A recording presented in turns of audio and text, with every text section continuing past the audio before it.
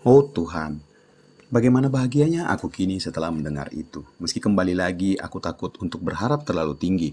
Aku hanya bisa mengamininya dalam hati saja, dan entah apa yang dipikirkan sang bidadari ketika melihat ekspresiku ini.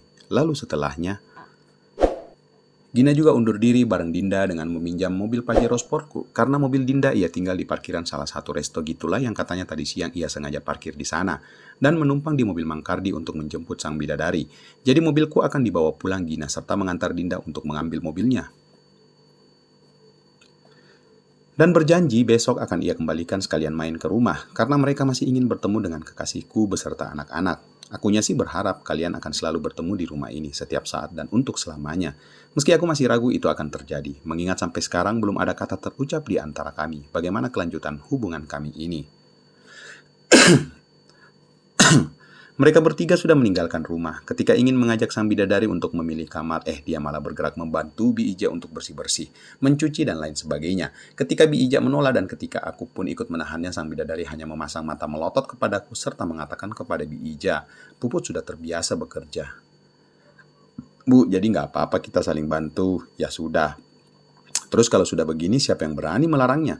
Aku lantas menanyakan kepadanya apakah ia membawa pakaian ganti anak-anak. Hanya beberapa lembar sih ya. Kenapa? Biarkan ayah menggantikannya. Sekalian ayah ingin mengajak mereka tidur, boleh? Udah aja sana, Neng. Biarin Bibi yang beresin semuanya daripada Dendoni salah makein baju ke anak-anak malah berabe kan. Secara beliau tak pernah ngurusin anak sejak dulu karena Bibi lah yang ngurusin si Ica sejak kecil. Maaf Den keceplosan. Aku tak memungkiri hal ini. Aku membalas ucapan Bi Ija dengan gelengan kepala.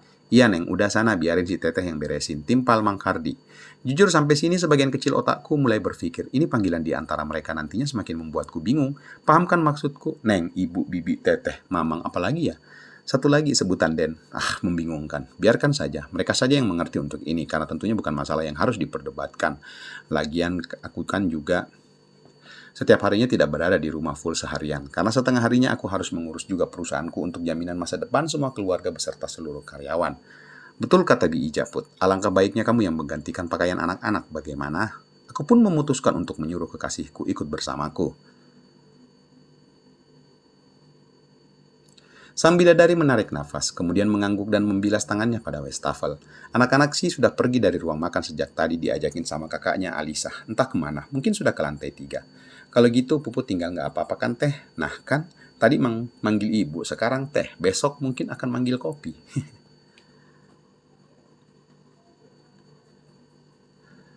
Tepok jidat. Iya atuh, udah sana urusin anak-anak. Kalau ayahnya nggak usah, Neng, bisa ngurus diri sendiri. Haha, kelakar Mang Kardi menambahkan. Suelu Mang. Hus Mang Kardi ditegur sama Bi Ija. Aku sendiri hanya geleng-geleng kepala mendengar candaan kecil ini. Kekasihku hanya senyum merespon candaan Pasutri ini. Ya udah, Puput permisi Teh, Mang. Iya.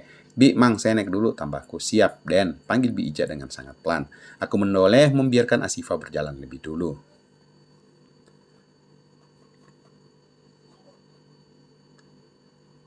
Jangan dulu ingat aturannya dalam agama atu, Bi Ija melanjutkan masih dengan cara berbisik yang sempat-sempatnya memberiku teguran. Aku paham apa maksudnya. Ya setidaknya Bi Ija ini telah kuanggap kakak sedari dulu, karena umurku dengannya selisih 1 tahunan, sedangkan Mang Kardi denganku terpaut 3 tahunan. Jadi pantas baginya memberiku teguran seperti yang baru ia lakukan. Iya Bi, saya paham.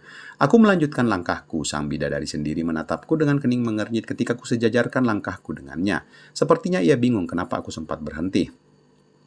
Yuk, kasihan anak-anak udah pada ngantuk. Aku lantas mengajak sang bidadari untuk ikut bersamaku ke lantai atas dan tak menjawab pertanyaan dari tatapannya barusan. Bahagia nggak? Oh, tentu kawan, amat sangat bahagia. Berjalan berdua dengan kekasihku ini, berada di gubukku lagi dan bersama anak-anak, sungguh rasa-rasanya ingin ku teriak secara lantang. Teriakkan betapa aku sangat bersyukur. Aku dihadapkan pada situasi seperti hari ini, situasi yang bahkan untuk menghadirkan dalam mimpi saja, takut kulakukan. Sejak berjalan ini karena tinggi sang bidadari hanya sebahu, aku sesekali melirik ke samping. Kepalanya beberapa kali melihat ke kiri, ke kanan seakan melihat seisi rumahku ini. Bukankah ini bukan kali pertama ia ke rumah? Dan juga jangan harapkan aku mendapatkan ekspresi kekaguman dari sang bidadari karena melihat semua apa yang kumiliki ini ya. Masih ingatkah kalian kejadian di awal ia ke rumah? Malam di mana kami baru tiba dari Makassar? Bahkan terkesan ngambek gitu karena katanya aku dusta cerita mengenai mobil Pak Ferdi yang rupanya ia temukan juga di rumah ini. Bahkan banyak mobil yang jauh lebih mahal. Dan sepertinya ia paham mana mobil mahal, mana yang tidak. Karena sebelumnya aku ceritakan kepada Aini jika aku tak memiliki duit untuk membeli mobil sebagus itu. Duh, sungguh syahdu sekali ketika kenangan itu kembali kuingat. Namun kini ekspresinya berbeda. Ekspresinya saat ini apa ya? Intinya agak aneh menurutku. Mending nanya aja daripada penasaran. Kamu kenapa, Put? Tanpa menghentikan langkah bahkan telah tiba di anak tangga untuk naik ke lantai atas, ia menoleh seraya berucap, "Rumah ayah besar pisan." Dia menatapku dengan ekspresi khawatir, bukan ekspresi kekaguman. Duh, rumah di Cimahi aja bersihnya setengah mati, apalagi segede gini. Duh, Pupun gak bisa bayangkan. Oh alah. Wajahnya sedikit cemberut, menggemaskan. Sungguh ingin kucubit sedikit saja pipi itu. Tapi aku tak mungkin melakukannya. Aku hanya bisa menahan gejolak dalam dada ini. Aku lantas melempar senyum kepadanya. Kamu malam ini sekali lagi kuucapkan, kamu menggemaskan sekali sayang. Wait, maksud dia, apakah ini sebuah kode darinya? Oh Tuhan, jangan membuatku berpikir ke arah sana sekarang. Yang pada akhirnya zong nantinya. Aku mencoba untuk tetap tenang lalu membalas ucapannya. Bija juga tidak melakukannya sendiri. Ayah menyewa jasa cleaning company gitulah untuk melakukan pembersihan setiap sudut di rumah yang dilakukan setiap 2 minggu sekali.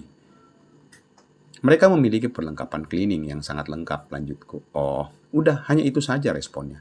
Tiba di lantai 2, kami sempat menoleh bersama ketika baru saja berada tepat di depan kamar pribadiku yang pintunya tertutup. Dan ya, ini kamar yang kami gunakan untuk... Sudahlah, aku tak ingin melanjutkannya. Kalian semua sudah paham maksudku kan?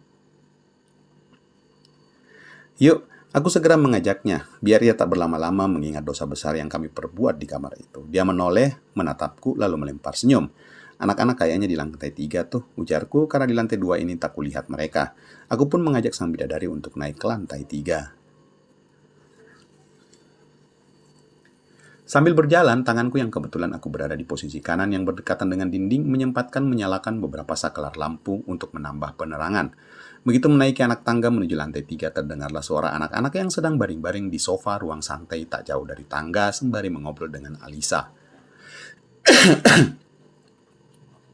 Aku lantas berdiam sejenak. Ketika memang mereka akan tinggal bersamaku di rumah ini, semoga saja. Ya Allah, amin. Mungkin di setiap tangga akan kutambahkan pagar besi agar Aska tidak terjatuh ketika ia sedang berada di lantai 2 atau lantai 3. Yang intinya akan kutambahkan proteksi keselamatan bagi putraku di rumah ini.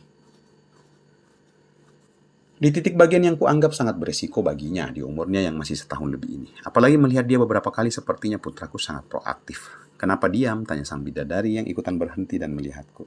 Oh nggak apa-apa, aku lantas berjalan lebih dulu, mendekati anak-anak. Ayah, Alisa. Aini dan Aska langsung menoleh dan menatap kedatangan kami. Umi, Aini dan Aska berucap bersamaan. Lumana becal sekali, itu celotehan Aska. TV-nya juga besarnya, lalu ia menunjuk ke Smart TV 60 inch di depan yang tengah on. Kan dek, Aini menambahkan yang ternyata sudah melepaskan sendiri kerudungnya. Aku hanya senyum kepada mereka, karena sungguh aku tak tahu harus mengungkapkan bagaimana lagi kepada mereka jika kehadiran mereka amat sangat membahagiakanku. Lantas aku hanya bisa berucap dalam hati, rumah ini, semua yang ayah miliki sekarang milik kalian juga. Terima kasih putra dan putri-putriku karena sudah memberikan ayah kebahagiaan yang tak terhingga malam ini. Aini dan Aska ganti baju dulu ya, biar cepat boboknya. Besok mau berenang sama bunda kan, ucapku, dan sengaja kutekankan panggilan ini kepada sang bidadari membiasakan kepada anak-anak. Oh ye, itu Aska.